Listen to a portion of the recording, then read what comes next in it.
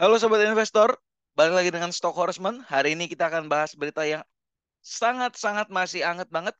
Jadi Jumat kemarin, 10 Maret 2023, salah satu bank terbesar di Amerika Serikat, yaitu Silicon Valley Bank, mengalami keruntuhan yang benar-benar spektakuler, di mana kegagalan tersebut merupakan kegagalan terbesar sejak krisis keuangan tahun 2008 silam.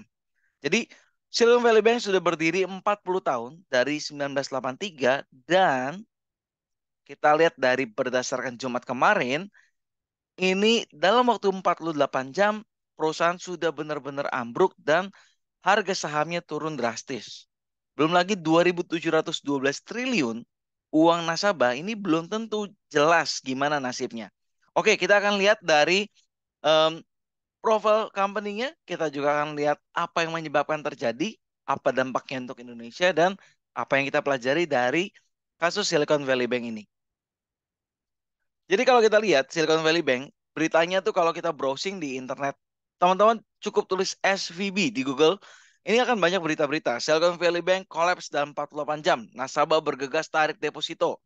Ada lagi, kronologi lengkap ambruknya Silicon Valley Bank. SVB kebangkrutan, bank terbesar sejak 2008, miliaran dolar tersandra.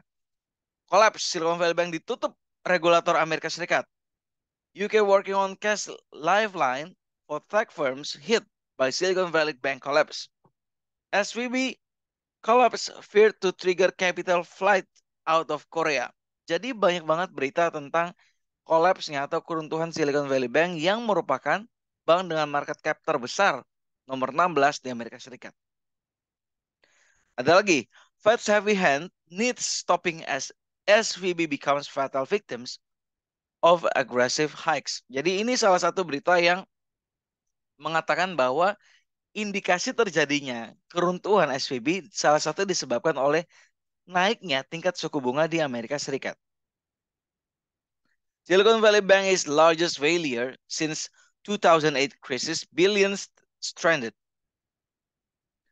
Nah, kalau kita lihat berdasarkan data dari Google di 5 hari terakhir, kita bisa lihat tanggal 9 dan tanggal 10 ini 8,9 ini harganya sudah turun drastis banget. Bayangkan 52 minggu terakhir paling tinggi menyentuh harga 597 dan sekarang turun sampai di bawah 100. Artinya sudah turun jauh tinggi banget, 62% dalam waktu 5 hari. Bayangin kalau teman-teman punya saham harganya 100.000, di berikutnya selama 2 hari turun jadi 38.000, apa nggak stres? Nah, ini kita lihat terjadinya gara-gara apa sih? Sebelum masuk ke situ, kita lihat dulu. Saya sempat browsing ke websitenya Silicon Valley Banks untuk gali informasi tentang company profile dan lainnya. Tiba-tiba yang mengejutkan adalah FDIC itu menginformasikan bahwa Silicon Valley Bank itu sudah di-close by the California Department of Financial Protection and Innovation. Jadi bank ini websitenya pun sudah nggak bisa diakses. Bahkan mereka ada bilang, kalau butuh penarikan harap kontak ke sini nih. SBV Connect, Connect SBV, SBV Family Online, SBV Private Bank, Digital Banking, Login, segala macam. Oke, jadi ini yang menyebabkan Silicon Valley salah satu dampak dari keruntuhan Silicon Valley. Nah, kalau kita lihat Silicon Valley ini berdiri sejak 1983. Spesialisasi dari bank ini ada pada perbankan khusus. Bukan khusus sih, memfokuskan diri untuk startup atau perusahaan rintisan yang berbidang teknologi. Kalau teman-teman yang mungkin jual reksadana, kalau teman-teman tahu ada reksadana saham teknologi itu lagi terkoreksi banget ya. Kita tahu juga ada teknologi tahun kemarin ada namanya WinterTech gitu ya. Jadi ini salah satu yang merupakan dampak juga. Yang pertama, 3 segmen yang ditargetkan oleh Silicon Valley Bank. Startup.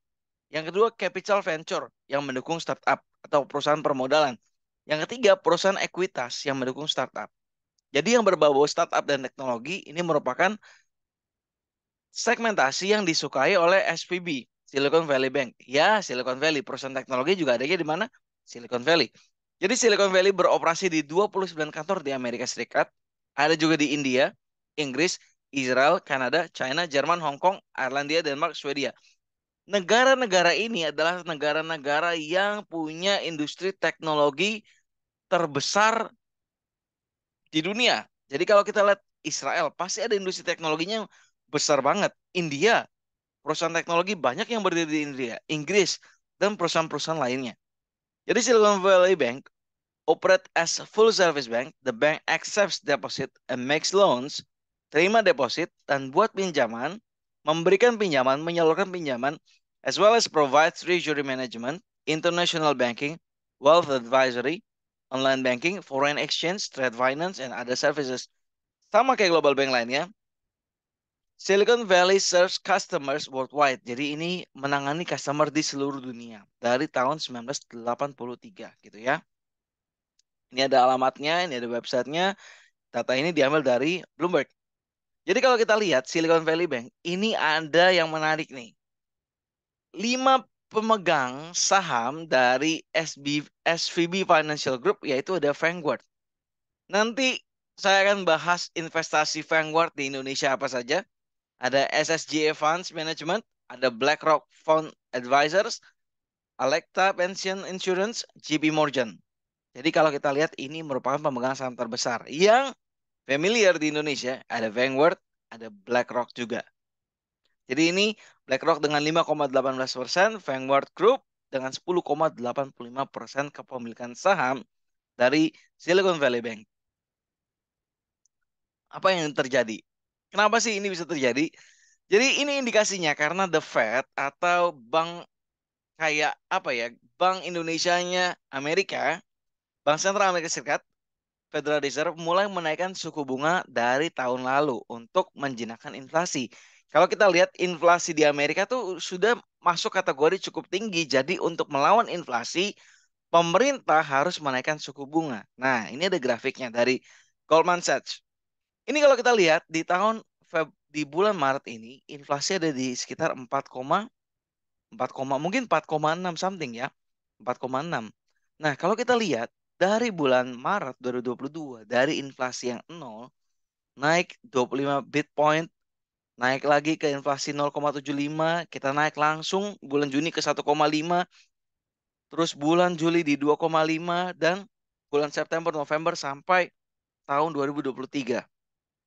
Ini ya, teman-teman perlu tahu, kenaikan suku bunga yang dinaikkan terhadap US dollar itu punya musuhnya banyak. Kalau US dollar suku bunganya naik, pasti saham akan terkoreksi, emas akan terkoreksi, kripto akan terkoreksi. Kenapa? Ya US dollar sendiri suku bunganya sudah tinggi. Kenapa orang investasi di instrumen lain? Mending mereka investasi di secure untuk menarik jumlah uang masuk ke US dollar. Makanya suku bunga dinaikkan agar investor tertarik investasi di US dollar. Karena uang money flow-nya berpindah ke US dollar, otomatis saham akan terkoreksi, kripto juga terkoreksi parah, dan emas juga akan terkoreksi. Gitu. Jadi itu kebijakan dalam menaikkan suku bunga, ada yang ketarik, ada yang bergeser gitu ya. Nah, akibatnya apa? Saat suku bunga naik, biaya pinjaman juga tinggi akibat kenaikan suku bunga acuan The Fed. Ini melemahkan momentum saham teknologi yang selama ini menjadi keuntungan dari Silicon Valley Bank. Jadi karena Silicon Valley Bank banyak perusahaan yang nabung di mereka, naruh uangnya di mereka adalah perusahaan teknologi, saat suku bunga The Fed naik, otomatis keuntungan dari Silicon Valley Bank ini berkurang. Karena si perusahaan ini yang minjam uang, bunganya tinggi karena kenaikan suku bunga gitu ya. Marginnya tergerus, jadi depositnya terbatas gitu. Suku bunga yang lebih tinggi juga mengikis nilai obligasi jangka panjang. Nah, ini ada kebijakan salah yang diambil oleh Silicon Valley Bank. Silicon Valley Bank, dana-dana dari perusahaan tech yang ada di Silicon Valley masuk ke dia karena cari aman, dia akan belikan bonds, US bond atau obligasi dari Amerika Serikat yang mana bunganya itu rendah. Rata-rata porto obligasi dari Silicon Valley Bank US itu 21 miliar menghasilkan rata-rata bunga 1,79%. Hasil treasury 10 tahun saat ini sekitar 3,9%, sedangkan inflasi saat ini 4,6%. Artinya dia kalah 0,7% bahkan lebih. Jadi uang yang harusnya bertumbuh malah kalah nih melawan inflasi. Itu merupakan kerugian. Jadi teman-teman kalau kita berinvestasi, low risk bukan berarti nggak ada resiko. Kadang low risk itu juga beresiko saat inflasinya lebih tinggi daripada bunga yang kita dapat. Di situ ada kerugian, potensi kerugian yang harus kita terima.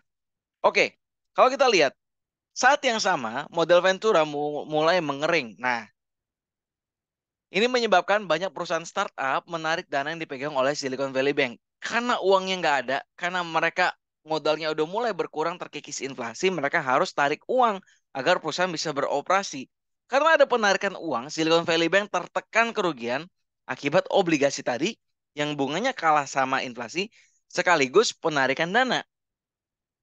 Kenapa tarik dana? Salah satunya kita lihat di 2022, ini ada namanya Tech Winter, di mana perusahaan berbasis teknologi tumbang dan gugur di tengah jalan. Kalau kita lihat di Indonesia sendiri banyak layoff.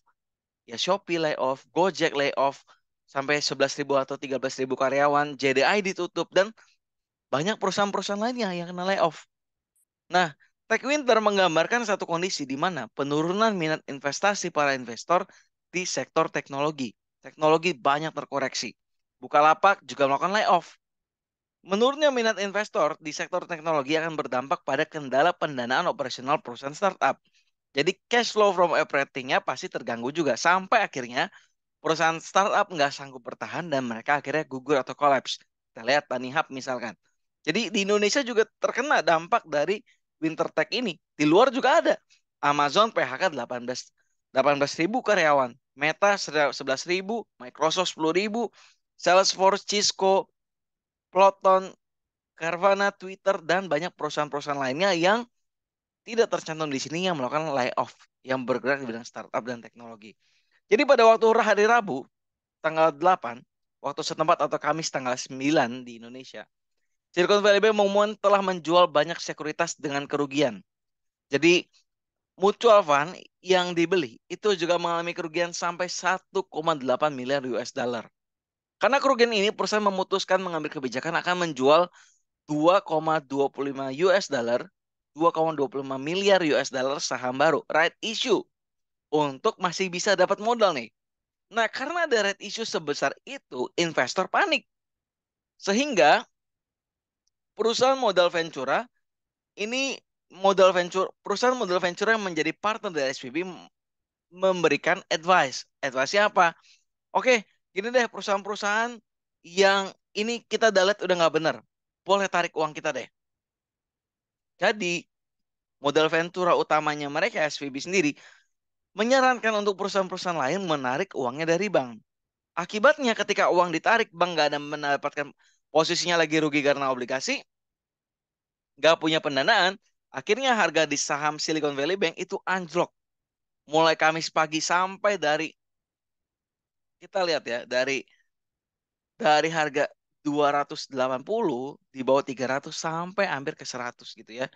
Jadi itu benar-benar koreksi yang sangat dalam, bukan cukup dalam, sangat dalam. Dalam 2 hari itu ARB berturut-turut, big caps lagi yang ARB kan. Nah ini parah. Jadi Jumat tanggal 10, perdagangan saham di Silicon Valley Bank, perdagangan saham Silicon Valley Bank dihentikan dan telah mengabaikan upaya untuk segera mengumpulkan modal untuk mencari pembeli. Jadi strategi itu ditutup karena regulator juga turun tangan untuk bank ini di suspend, diberhentikan, dan menempatkan dalam kurator di bawah FDIC atau Federal Deposit Insurance Corporation. Jadi ini dampak dari Silicon Valley Bank yang ambruk dalam 2 hari, 2 kali 24 jam terakhir atau 48 jam terakhir. Nah, impact-nya apa? Impact-nya adalah banyak perusahaan yang menabung uangnya di Silicon Valley yang kena dari dampak ini, dari kerugian Silicon Valley. Kalau kita lihat perusahaan-perusahaannya, ada Roku. Nah, menurut FDIC, Roku menyatakan perusahaan ada sekitar 487 juta dolar yang disimpan dalam Silicon Valley Bank. Artinya 26% dari saldo kas di bulan Maret 2023 dari perusahaan Roku ini nyangkut di Silicon Valley Bank. Ini juga ada perusahaan lain yaitu Roblox ya. Saya nggak akan bacakan semua, paling 3 doang. Roblox ini perusahaan game yang terkenal. Bahkan mungkin keponakan kita, saudara kita, anak kita mungkin main Roblox juga. Nah, Roblox ini memiliki 3 miliar dolar Amerika Serikat dan saldo sekuritas 28 Februari ada 5% atau 150 juta dolarnya yang disimpan di Silicon Valley Bank. Jadi kalau Roku ada 487 juta US dollar, sedangkan di Roblox ada sekitar 150 juta US dollar. Di Ginkgo ini ada 6% kas atau senilai 74 juta US dollar. Sangamo ada sekitar 34,4 juta US dollar di SVB. Rocket Lab ada juga sekitar 38 juta US dollar. Landing Club ada sekitar 21 juta US dollar. Dan perusahaan-perusahaan lainnya yang jutaan US dollar mereka tertahan di Silicon Valley Bank dan nggak tahu tuh nasibnya bisa dicairkan atau enggak. Gitu ya. Jadi ini impact. Kalau bisa dicairkan, syukur mereka pindah ke bank lain. Kalau nggak bisa dicairkan, ini akan berdampak pada cash flow masing-masing dari mereka. Jadi resikonya ini sangat tinggi. Gini ya, bank itu kalau jatuh pasti ada namanya domino efek. Satu perusahaannya kena efek, karyawannya kena efek. Jadi efeknya kemana-mana gitu. Salah satunya contoh, misalkan kalau salah satu bank besar di Indonesia nggak bisa ditarik, sedangkan orang butuh uang, orang pasti akan narik sumber uang mereka dari bank lain. Itu namanya kena rush gitu ya. Sehingga pendanaan dari bank berkurang, sedangkan bank harus membiayai loan dan sebagainya, akhirnya sahamnya anjlok, pendapatannya anjlok, cash flow-nya terganggu. Ini namanya domino efek dari kejatuhan suatu perusahaan. Kalau kita lihat tadi, pemegang saham terbesar, 5 terbesarnya ada Vanguard sebesar 10%-an dan BlackRock sebesar 5% something. BlackRock sendiri berinvestasi di Indonesia di saham-saham berikut. Ada Telkom, Astra, Mandiri, Mitratel atau Mtel, BNI, MDKA, UNTR, Cepin, Adaro, Kalbe. Dan saham-saham lainnya yang mungkin porsinya nggak terlalu besar sehingga nggak ditampilkan di sini. Sedangkan untuk Vanguard sendiri, investasinya juga di Indonesia nggak sedikit gitu. Ada BCA, Astra, BNI, Antam, Adaro, Indofood, dan Unilever yang mungkin proporsinya nggak banyak untuk Indofood dan Unilever. Jadi ini investment dari BlackRock dan Vanguard. Semoga nggak terjadi, tapi kemungkinan kecil mungkin kemungkinannya kalau terjadi kenapa-napa sama Silicon Valley Bank sehingga uang mereka BlackRock investmentnya nggak menghasilkan return yang bagus, ada kemungkinan investment dari perusahaan Indonesia ini dialihkan ke investment lain. Ada kemungkinan, tapi saya tidak berharap ini terjadi dan ini hanya opini pribadi. Ya iyalah, kalau misalkan saya utang sama teman-teman nggak bayar, saya butuh nih untuk uang, saya pasti ambil dari sumber pendanaan saya yang lain, gitu ya. Tapi saya yakin untuk selama perusahaan ini bisa bertumbuh secara bagus, seharusnya aman-aman aja.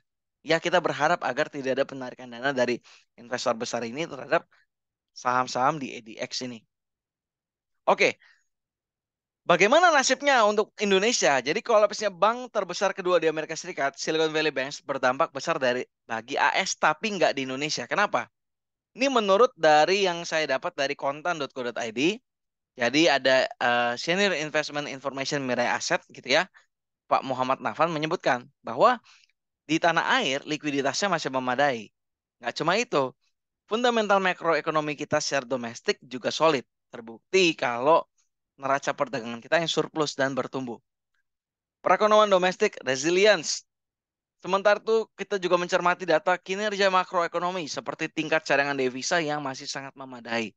Jadi secara posisi keuangan Indonesia memiliki kekuatan di bidang ekonomi domestik yang solid dan juga nilai tukar yang cukup stabil gitu ya. Jadi ini masih aman ke Indonesia, impact-nya mungkin nggak terlalu attack langsung terhadap Indonesia. Tapi bukan berarti kita bisa semena-mena, kita juga harus waspada gitu terhadap kenaikan tingkat suku bunga. Kita harus bisa punya investasi yang menang melawan inflasi sehingga keuangan kita bisa bertumbuh gitu. Belajar dari kasusnya si BlackRock ini. Nah, kalau kita udah lihat kasusnya BlackRock, kalau kita udah lihat kasusnya SVB atau Silicon Valley Bank, kita harus belajar gitu. Apa yang kita pelajari dari kasus Silicon Valley Bank yang 40 tahun membangun perbankan runtuh dalam 48 jam. Kenapa? Karena kebijakannya salah. Kebijakan yang tidak bisa mengadaptasi terhadap perubahan regulasi dari pemerintah, yaitu kenaikan suku bunga untuk melawan inflasi. Apa yang kita pelajari? Yang pertama, no company is too big or too strong to fall. Jadi nggak ada perusahaan yang terlalu besar atau terlalu kuat untuk bisa jatuh seketika, gitu ya. Atau selama ini sudah menuju kehancuran karena kita nggak tahu dan nggak terpublish aja. Tiba-tiba itu menjadi suatu berita yang mengejutkan untuk kita. Kuncinya adalah kita harus benar-benar cek dan teliti dengan detail untuk kinerja keuangan yang kita mau investasi. Ingat, kita bukan beli saham, tapi kita beli bisnisnya. Otomatis kita harus tahu kinerjanya dan prospeknya juga. Yang kedua, low risk is a risk itself. Resiko rendah juga merupakan resiko. Kenapa? Kalau resikonya rendah, returnnya otomatis rendah. Kalau returnnya rendah, inflasinya lagi tinggi, kita kalah. Itu juga merupakan resiko. Yang ketiga, sometimes quick action required to minimize potential loss. Untuk meminimalisir kerugian, potensi kerugian, kita harus bertindak dengan cepat, Ting. Jadi eh, ketika SVB tahu government mau naikin, seharusnya dia buat inovasi-inovasi lain yang bisa compete sehingga investasi dia masih bisa bertumbuh dan tidak kalah hanya dengan berdasarkan mengandalkan obligasi Amerika Serikat yang bunga rata-rata 10 tahun cuma 3,9% gitu. Company have to be agile with government policy. Jadi perusahaan juga harus bisa beradaptasi dengan cepat dan adaptif terhadap kebijakan-kebijakan yang dikeluarkan pemerintah untuk menstabilkan perekonomian di negara tersebut. Diversification help to minimize the loss atau potential loss. Jadi kita perlu juga melakukan diversifikasi agar kerugian kita bisa diminimalisir. Learn about domino effects on stock. Jadi ketika saham satu jatuh, kita harus lihat kira-kira domino efeknya kemana gitu. Misalnya ada suatu perusahaan yang collapse atau harga sahamnya turun untuk perusahaan yang bangkrut gitu ya. Kita harus tahu ini suppliernya nggak dibayar siapa nih, piutangnya ke siapa nih, terus yang dirugikan siapa nih, banknya kena efek apa nih. Itu yang harus kita lihat. Always learn and up to date with the news. Jadi kita benar-benar harus tahu, kita harus aware apa yang terjadi tentang perusahaan yang kita investasiin. Oke sobat investor, jadi itu yang kita pelajari dari kejatuhan bank terbesar Silicon Valley Banks. Kita berharap perbankan Indonesia tetap solid, tetap kuat, dan em, bisa menang melawan inflasi dan bisa mendapatkan kepercayaan yang kuat dari investor maupun nasabah. Oke, itu aja. Kira-kira menurut teman-teman apa lagi nih yang menyebabkan Silicon Valley Banks bisa jatuh dalam waktu cuma 2 kali 24 jam atau 48 jam terakhir? Gimana ya harganya untuk hari ini di hari Senin? Boleh tulis di kolom komen. Sampai ketemu di konten selanjutnya.